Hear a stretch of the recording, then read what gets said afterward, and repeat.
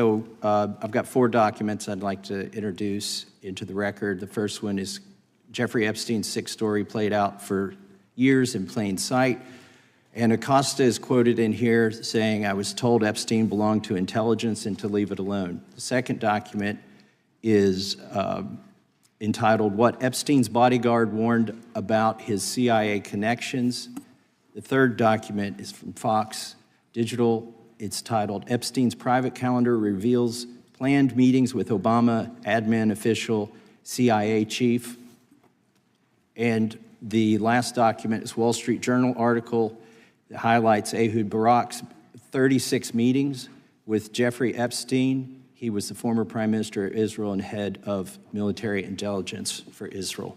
It may have held that title when he met Epstein, and then, yes. Without objection, the gentleman will hold for a second. The gentleman from Maryland is recognized. Thank you, Mr. Chairman. Just one UC request. This is Judge Engelmeyer's decision from August in U.S. versus Epstein, stating the government's 100,000 pages of Epstein files dwarfs the 70-odd pages of Epstein grand jury materials. Without objection, the gentleman from Kentucky is recognized for 5 minutes. Thank you, Mr. Chairman. Director Patel, I watched some of your Senate hearing yesterday when Senator Kennedy asked you, "You've seen most of the files. Who, if anyone, did Epstein traffic these women to besides himself?" You replied, according to the transcript, "There is no credible information that he trafficked them to anyone else." You also said somewhere in the hearing and here today that the problem is that the case files are constrained by limited search warrants from 2006 to 2007 and that the non-prosecution agreement hamstrung future investigations.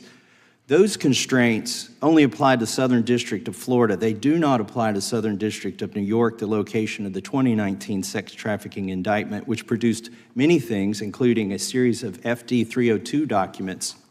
According to victims who cooperated with the FBI in that investigation, these documents in FBI possession, your possession, detail at least 20 men, including Mr. Jess Staley, CEO of Barclays Bank, who Jeffrey Epstein trafficked victims to, victims including minors, such as Virginia Roberts Giuffre, may she rest in peace. That list also includes at least 19 other individuals, one Hollywood producer worth a few $100 million, one royal prince, one high-profile individual in the music industry, one very prominent banker, one high-profile government official, one high-profile former politician, one owner of a car company in Italy, one rock star, one magician, at least 6 billionaires, including a billionaire from Canada.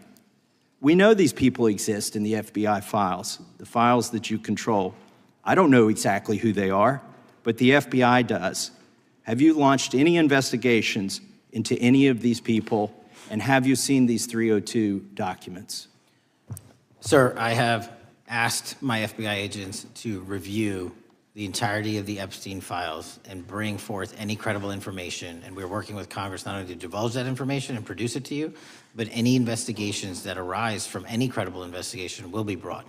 There have been no new materials brought to me launching a new indictment. So is the loophole here, or is it your assertion that these victims aren't credible, that the 302s maybe didn't produce credible statements that rise to a probable cause? It's not my assertion, sir. It's the assertion of 2 different United States attorneys' offices from 3 separate administrations who investigated those same materials in lifetime. Are the 302 documents in the FBI's possession? They reviewed all that, yes, sir. And so have you reviewed those 302 documents where the victims name the people who victimized them? If I personally know, but the FBI has. So how can you sit here and in front of the Senate and say there are no names? I said I named one today. I said we are not in the practice at the Department of Justice and FBI of releasing victims' names.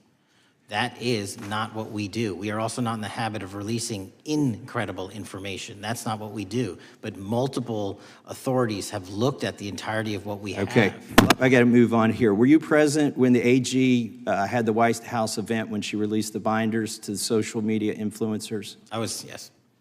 So if you're willing to meet with social media influencers who stood to benefit from the sensational and sad stories of these victims, will you meet with the victims as well? The FBI will meet with anyone who has new information. Will you personally meet with them? The FBI and the professionals who are handling the cases will. Were you instructed that it was important to release the documents to the Oversight Committee on the day of my introduction of the discharge petition to release these files? I don't know what day that was, so no.